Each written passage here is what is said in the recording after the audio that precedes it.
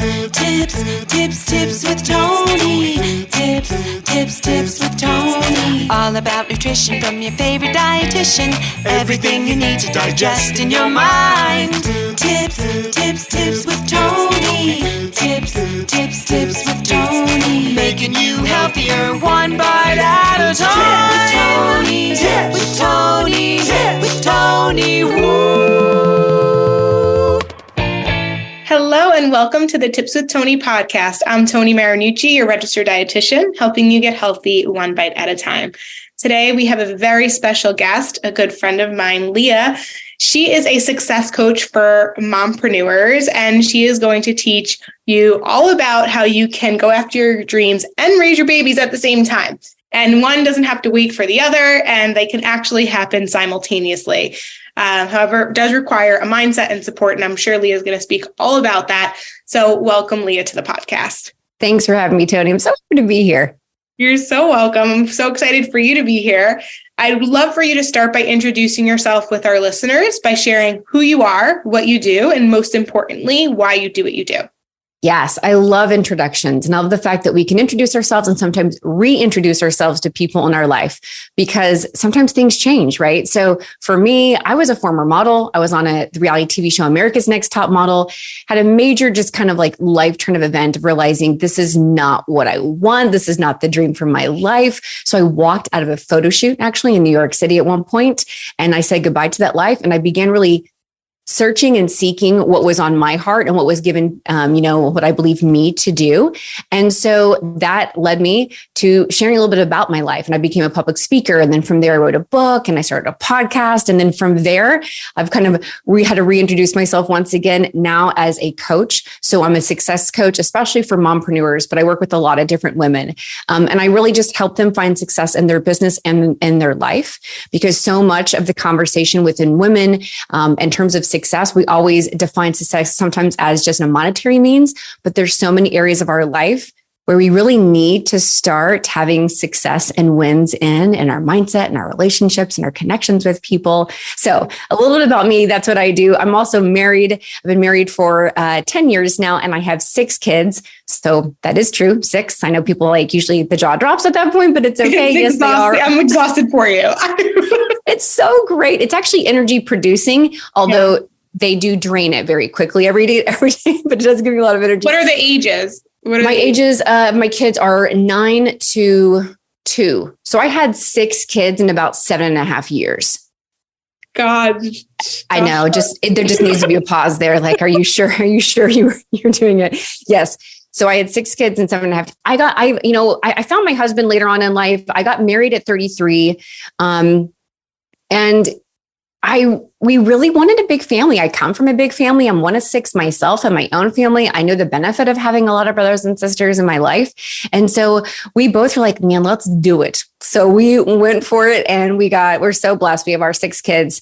We have 2 kids. Actually, we lost 2 little girls that we lost in miscarriage that are not with us, but we're so thankful for our 6 that we have. And so we have these 6 kids. And throughout this time of, getting married and having my kids, I still was working. I was still speaking on stages. I was writing a book. I got my master's as well, all these times having kids. And the more that I was doing that, the question I continually got from people after my talks was, how are you doing all these things? And, being a wife and a mom and, try to balance all of that.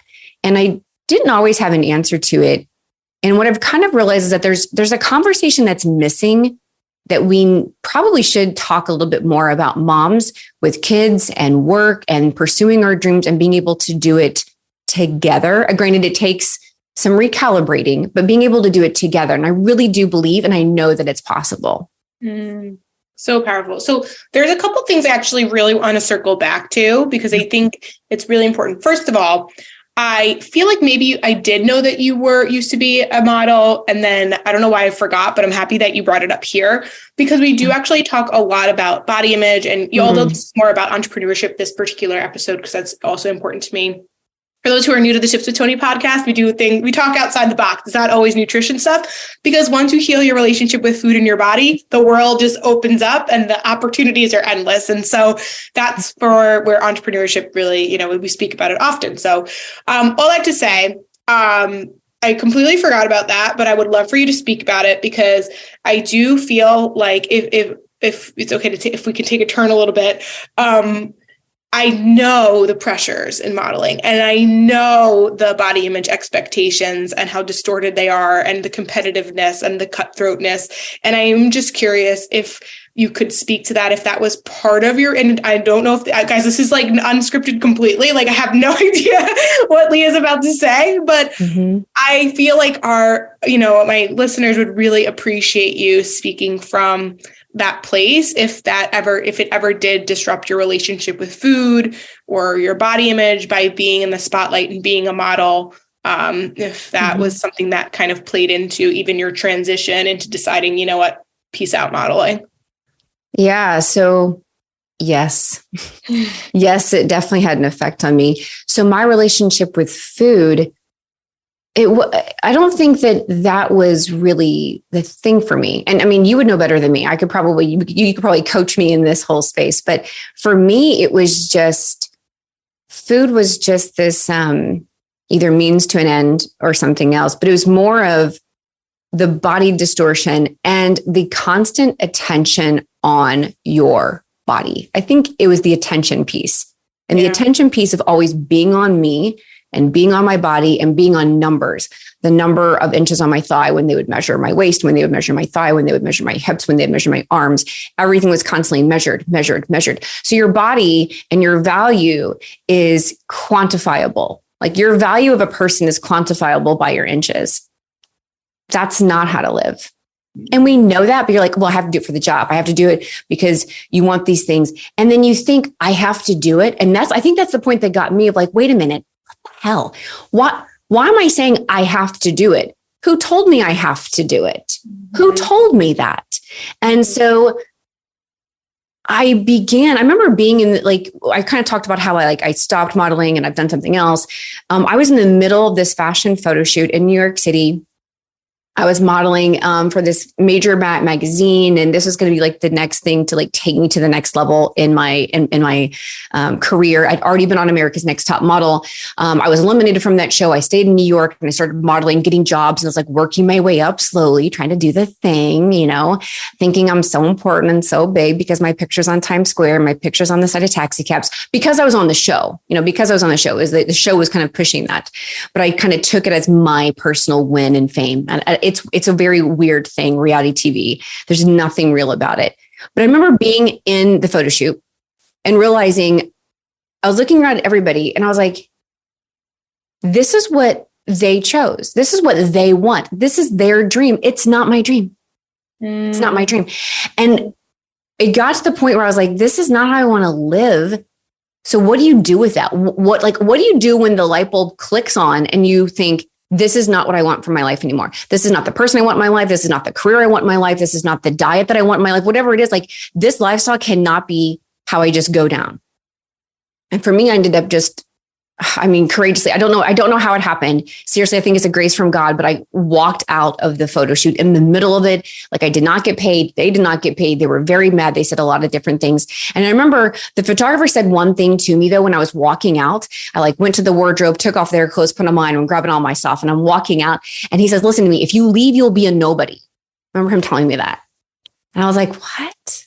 He was so aggressive. And he was like, you will be a nobody if you leave. I will make sure of it. You will never work again. He was saying all these things. And I was so scared. And there was a part of me, and I've had to heal this. And I continually have to keep that healing in check of being a people pleaser. I almost wanted to go back and be like, oh my gosh, I'm so sorry. What was I thinking? Let me just do this really quickly. And then I can quit. But again, something stopped me, and I just looked at him, and all I said to him was, do you promise? He was like, what? And I'm like, do you promise that I'll be a nobody to you? Promise me, because that's all I want actually right now, because I don't want your dream. I don't want what you are offering me. So that began this journey of like healing myself. So going back to kind of what you said, like what was my relationship with food and the problems with it, I just had such a problem with the fact that so much of his attention was on me and my value being quantified in numbers constantly and by how I looked. And the problem is how I looked, it was not even real. And I knew it. And when you know there's a distortion going on and you're aware of the distortion, it makes the illness that much sicker, you know, because I knew that what I saw in the mirror wasn't reality, but I still hated what I saw in the mirror. I also knew what I saw in the magazines and what I saw on the billboards of me was not me either. I knew it. I knew what they put up there on Top Model. I knew what they put up there in the jobs that I did afterwards, that they edited me so much that I could look a little bit better. I remember at one point going home to visit my grandma in Oklahoma after I was modeling in New York and everything. And I showed her a picture of me that I had done for a job. And it was in a magazine. I was like, oh yeah, you got to get it. So I went and got the magazine. I looked and I showed it to her and she's like, that's not you. And I was like, yeah, it is. It's me. She goes, no, that's not you. I said, Grandma, it's me. She's like, I know you. That's not you. And she was right. I was edited so much, photoshopped so much that I don't even look like myself. So I think that there's this distortion that we have, and you don't even have to be a model or have my experiences to experience that. We have so many distortions in our own life of what we think we should be or what we should look like. Or what our business should look like, or how our family should look. What type of mom should you be? What type of woman should you be? And you have these distortions and they come from a lot of different places. But when you start seeing the reality and there's that, it's not congruent, you have to make a decision of what you're going to accept. Are you going to accept the reality and then move forward and start embracing that and then improving? Or are you going to accept the distortion, which is just a lie? And it's just, you can't live in that lie. And that's really why I walked out of the photo shoot. I was like, I can't live this lie anymore of this dream that somebody else had for me. And I just kind of went with it because I guess I could. And anyways, that's part of the journey of why it kind of brought me to a different space in life. Yeah, well, thank you so much for sharing that. I know that our listeners are going to appreciate that so much because it's what you just shared is real. And it's just wild that all of these expectations, like we can't help but be influenced by what we see. It's just our brains just take it in.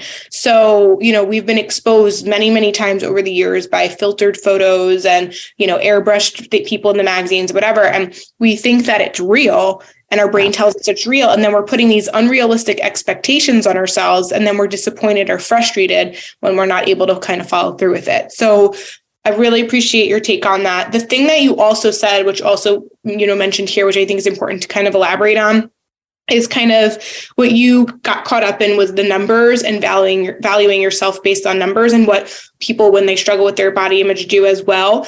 And then also with business and like your business is successful based on how much money you make. And I feel like, you know, I would love for you to kind of speak on like, what are ways in which we can measure progress or look at our success that's other than the numbers? Like if we're not looking at how much money is in the bank or we're not looking at the number on the scale. And I know for you as a success coach can speak more to the business side of things, like when you're working with your clients, like how do you help them to develop a business that they're proud of? You know, we know whether their money's there or not, whether they're making tons of money or not, but just, you know, what are those other measures of success?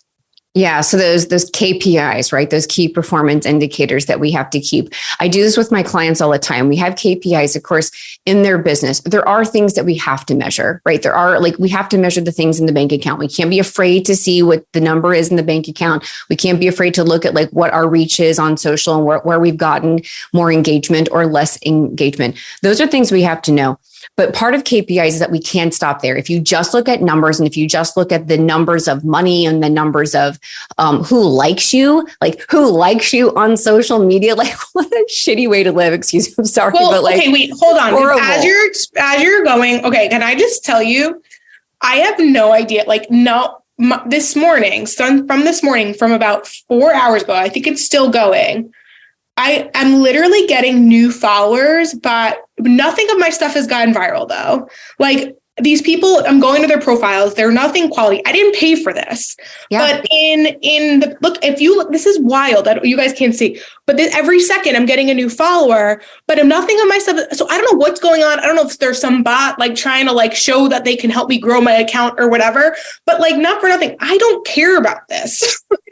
These are not quality people. This is not like I was on a podcast or something I said resonated. And now all of a sudden, like I'm getting all these likes. Like they're just, to me, I hate to say it, but I don't care. I want quality over quantity. Yep. And I think so many people get so caught up in like being liked or the numbers and blah, blah, blah. And the reality is that like, that's actually not what's going to make you, these people, I don't think I can help these people. Like they're not my ideal client. So I don't care that they're following me. Exactly. You know? And that talks about like how we measure our true progress. Like those KPIs have to also include what you're doing in your life or in your business that is providing deeper purpose and meaning, that also capitalizes on the gifts and talents you've been given. I believe you've been born with and given to give back to the world. And are you activating those? That has to be a key performance indicator. Those have to be a part of your KPIs when you're looking at your life and you're looking at your business. I work with one of my clients. She works in the entertainment industry. And so one of her key performing indicators is not even numbers or followers. It's her time spent writing in her craft. And so if she does enough of that, if she does that consistently so much every single day, she's successful in her life. Right. And then of course, you know, as women, we're really good at connection. We're a little bit better maybe than our male counterparts at times. And so one of the key indicators really we need to look at in our life is, are we connecting? Mm-hmm. The thing that comes maybe more natural to us, are we connecting with ourselves? Are we connecting with our creator? Are we connecting with our spouse, our significant other, our children? And I know for a lot of moms and mompreneurs, like this is a big one for us, because let me tell you something, your grind set is not the most important thing about you. Mm-hmm. It's not. It's really about connection with the people in your life that you love, with the people that matter most to you. And those are the things that we have to begin to look at as elements of success, because you get to define success. Nobody actually gets to define that for you. And maybe you've accepted a definition or a term that's not serving you. And so maybe that's just time to redefine it for yourself and see what success is. I'm a success coach, not because I'm here just making people millions and millions of dollars. No, I'm a success coach because I work with you as my client to make sure I find out from you, what would be a successful life for you? Yeah. What would at the end of the day, like literally the end of your life, what would it look like if you did the certain things that were so important to you and you did them so well? And you say that that's a successful life. So that's what we want to help people come to grips with and be able to embrace and really just have that abundance mindset around that type of success. Yeah, I love it. It's so powerful. So for those that are like, oh my God, this is exciting, but like not for me, I don't even know how I would find the time or energy to grow my business or start my business. Like, I think a lot of moms do get caught up in the idea that I'll wait till like my kids graduate, or I'll wait till they're out of I wait till like I'm empty nesting, which it's okay if for those I'm speaking to that are already there, it's okay that you did. But if there's things that we can do to like get ahead of like helping them simultaneously have a family, be good at being a mom and a wife or whatever that is for you, and then also start or grow a business. Like, what is it, like a fear thing that we have to help people get over? Is it a mindset? Like, how do you usually start to help people to see like this is the shift that can happen and be possible for you? Yeah, I think what happens is that we oftentimes start with the how question first, and that's our biggest mistake. The biggest mistake that we do is, how do I do this? How do I grow my business and have all these kids? How do I do that? That's going to stop your brain from being creative and finding solutions. How is always like the push on the brakes when you start with how. When you start with how, you push on the brakes for your creative side and your creative brain to really find solutions. So what I do first is I ask the question of what? Like, what do you want? What do you want to do? And only another you can only answer that. I can't answer your what for you, and I cannot answer the why for you. So the first thing is you start with the question, what? Like, what is it that you really want? Right? What is it that you really want? Right? And you start. Yeah. And you what exactly, do you want? what do you want? Over and over and over. But what a great example of like, that is the most important question. Yeah. And like, using that example of the notebook, like he's not asking, how do you want it? Or why do you want it? He's asking, what do you want? Because there's no clarity, right? She has no clarity about what she really wants in a relationship and what she wants in life in general. And that's what we have to do with ourselves. We have to kind of tell ourselves, what do I want? What do I really want? And you have to sit with that question for a while until you get really clear on it. And then the next question is, why do I want this? Why do I want it? Because a lot of times we just jump into something and we don't have a strong enough why. And then we kind of wonder why it doesn't fully, come to fruition. Well, maybe it's because first off, you weren't clear with your what, and you didn't have a deep enough why that really mattered to you. So it's okay that you put it down, but that's probably why you put it down, because it's just like, if it happens, it happens.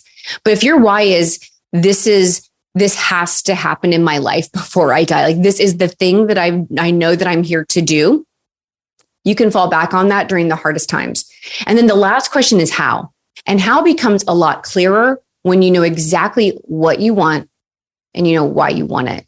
Mm-hmm. So it's just basic personal development principles that have been taught to me from my coaches that I've hired for my own self and my own business as well, is that you start with what, then you go to why, and then you end with how.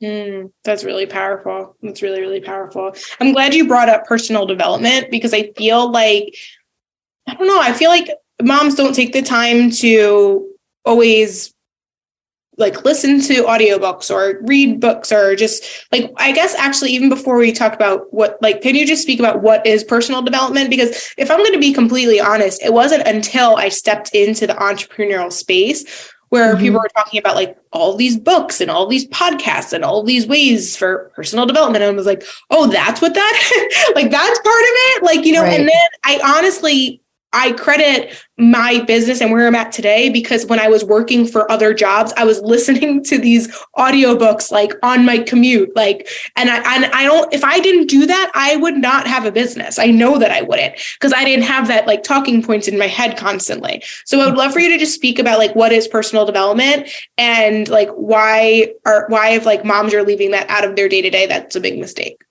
Yeah. So personal development, just very basic, is just the awareness and the seeking and the striving for your highest self, your best self, right? It's the fact that we all got trauma. We all got stuff that we need to work through. Things have been done to us. Things have been stuff that we've done to others. And we have to make peace with that within ourselves, within our life. A lot of us sometimes don't want to do the work. And so personal development, it feels like sandpaper, but it's really helping you become more aware of your own self, and also the ability that you have to change your own life. And personal development really has the onus on you. It's personal development. I'm not developing you. I'm developing me. I'm developing me. And what I do in my coaching is I teach others how to coach themselves, because the best coach I can be is to teach you how to coach yourself, and not for you to rely on me or a book or someone else. No. Like you teach yourself, like you coach yourself. And that's what personal development does. It helps you learn how to coach yourself with your own values that each individual person has and holds with them. And that also the type of life that they're seeking and what they want to do. And the mark that we all want to make. We all make a mark in this world, regardless if you like that or not. You're going to leave a mark. You're going to leave an impact in this world. And then you get to also get to decide what type of impact that is, if it's positive or even negative. And so personal development really helps activate and helps us become aware of our highest and best self. And it gives you a little bit of motivation, but also gives you skills and strategies to really implement that in your daily life and be able to change your life, right? Starting right here in the brain and starting in the heart, and then able to move forward from there. Amazing. What are some simple steps you would give to somebody who's like, kind of, because what I'm hearing that, and what I'm hearing is I'm already thinking of like what my, listeners are thinking, which is, it seems selfish to want to improve myself. Like I have to take care of my family. I have to take care of my kids. How do I make space for taking care of me when I'm busy taking care of others? Yeah. Personal development is actually a normal and natural thing for any person to do. It is normal and it's natural for you to do. I mean, especially if you have a family, you want everybody in your family to be their highest self, their best self. If you're a mom, I know you want the very best for your kids. You want them to believe in themselves. So why don't you believe in you? Why don't you spend time believing in yourself, talking to yourself with kindness, with honesty, with love, right? But we sometimes forget that. And that's another problem too, is that in the personal development world, we have left moms out of the conversation for far too long. In fact, the personal development world, it's ignoring half of the population because so much of its tenets and its advice basically adhere to somebody who has zero obligations to anybody else in the world. That is just not a healthy way to live for anyone. Even if you don't have kids, if you don't have but we're all connected to somebody. We all need to connect and care and love for somebody. And we definitely want to be, loved by somebody as well. So I think that that's this big missing piece in personal development, and maybe why moms have never really kind of felt like they had a space there. I didn't feel comfortable because it's like, oh, are you going to tell me to wake up at 5 a.m. and journal for an hour and then spend my next hour doing my exercises? Like, that's great, because already she's going to put down the book and be like, that's not for me. You clearly don't understand my life. You don't understand the fact that I am here and I am proud to be here. And I choose this life of taking care of these wonderful people in my life. And that this is a pleasure. It is a gift. And it's something that we just need to celebrate moms more and help them in that space. And again, I would say women in general, especially moms, but women, even before you have kids, or even if that's not the space for you, we get to a place where we are always taking care of somebody else. And we're really good at it. And that's the thing. It's like, we're kind of, our talents will kill us in such a way if we do that. But personal development, going back to what you're saying, Tony, personal development is not selfish. It is a normal, natural thing to do to make sure that your mind is right, that your heart is right, that you're intentional with your day and with your time, because your time is your greatest gift that you give to people and that you give to yourself. And so we want to make sure that we are spending the limited amount of time we have on this earth with purpose and intention. Yeah, definitely. And the other thing, one of the things that you just said that really resonated was kind of how, as moms, you want the best for your children and you'll do almost anything to, help them be the best versions of themselves. And at the same time, ironically, your kids are looking up to you constantly. And they're like what I talk about, when moms come to me about how do I, prevent my daughter from having an eating disorder.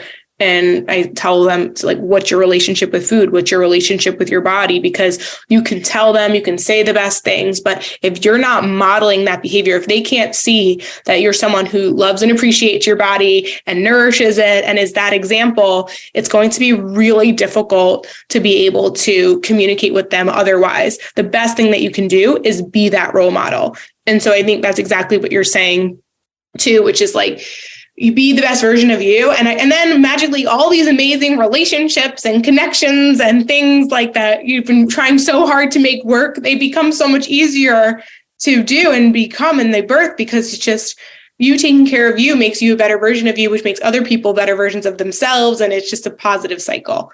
It is. And your kids are listening and paying attention to you more than you even think. And I know we know that as parents, but it's a good reminder. They are watching you like a hawk.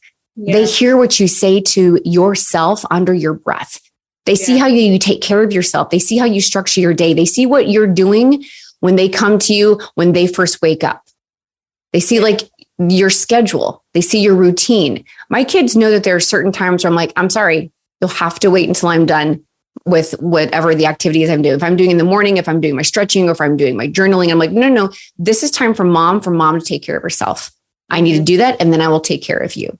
Yeah. They know that. They hear what I'm saying to them. I'm one of those crazy people that has Post-it notes all over my house, and they have all these different sayings. And one of them all over my house is everything is always working out for us. That's what I say for me and my family. Everything is always working out for us. Yeah, it really is. Always. And so my kids know that. My kids know that when we get the worst news that you could ever receive, when you get the best news you could ever receive, mom is going to say everything is always working out for us. And they've seen it They've seen this in action with me. This is not something that I just say that I do. I have done this at the gravesite of my daughters. I have done this as I have launched a new program that I'm helping people with. And I'm so excited and proud. They see me as I do this after I make a pie, or they see it all the time in my life. And my kids are now saying those same things too. Mm-hmm. They're seeing the possibility that life is working for them and not against them. And I think that that's just something that we need to help women, especially moms, to enter into a little bit deeper, because we're buried with so many wonderful things to do for all the wonderful people in our life. And then we forget, like, oh my gosh, like I am been running on empty for too long. Yeah, for sure.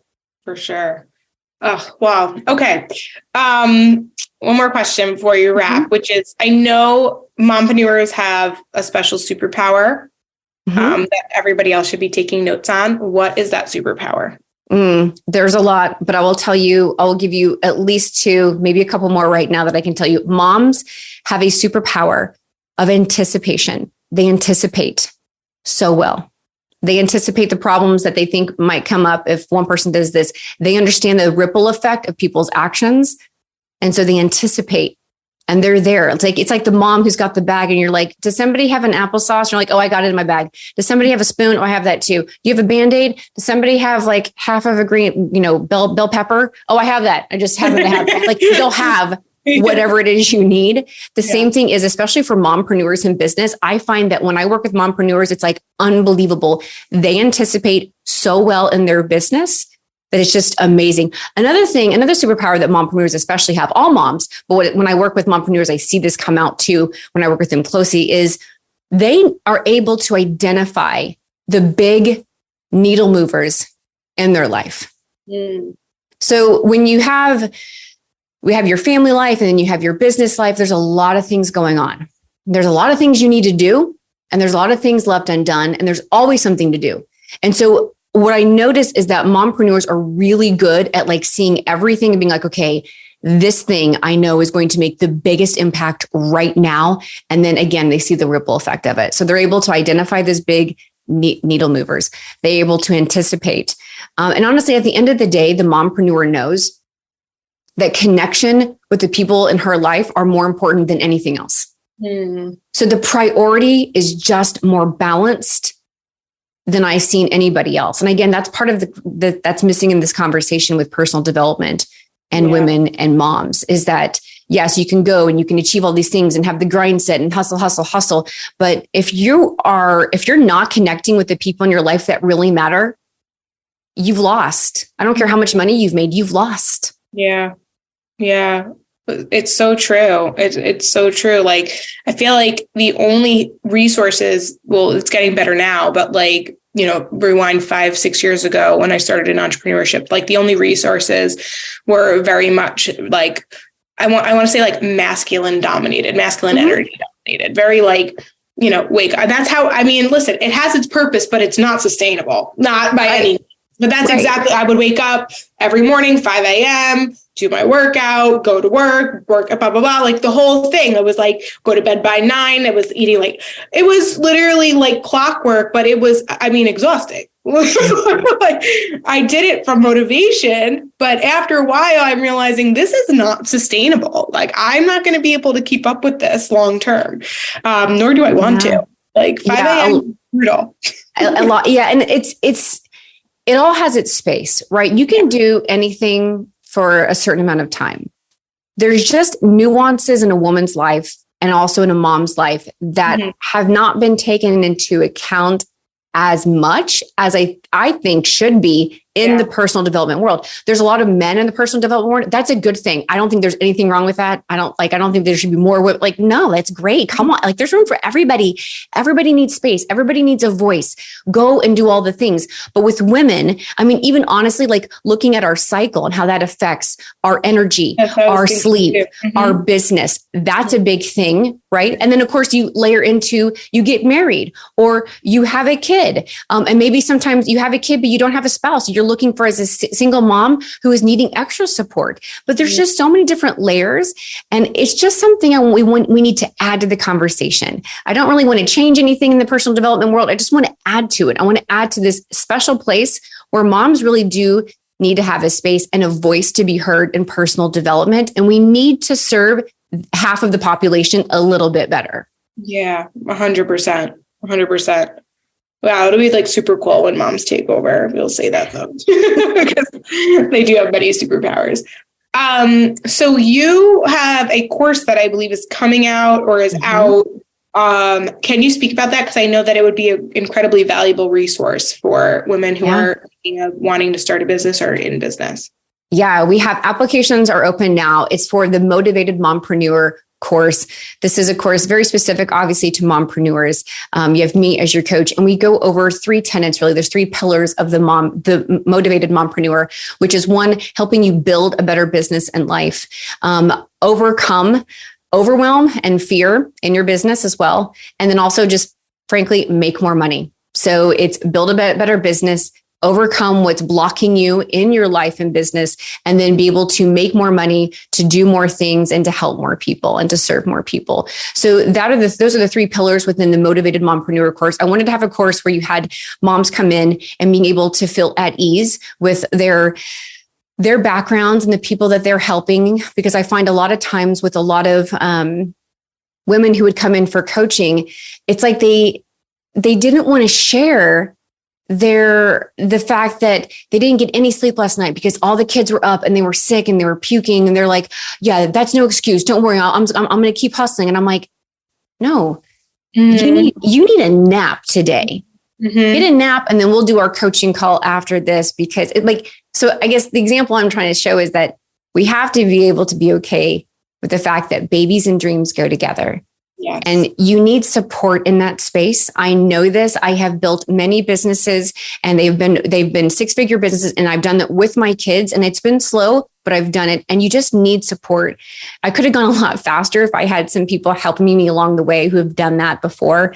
And so this is what I want to provide to other mompreneurs. It's a place for you to bring your life, bring your business. Let's see how we can impact that and do a lot more for you. And then end up really just enjoying the life and the people that you have in your life, and still doing the business that you love.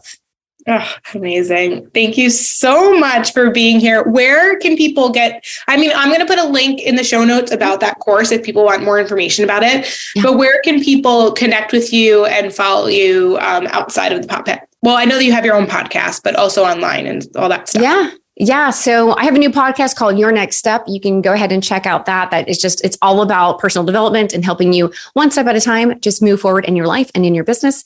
And then you can check me out on Instagram. That's kind of like where I hang out the most, honestly. I know there's other places where I should be, but I really don't care what other people think I should be doing.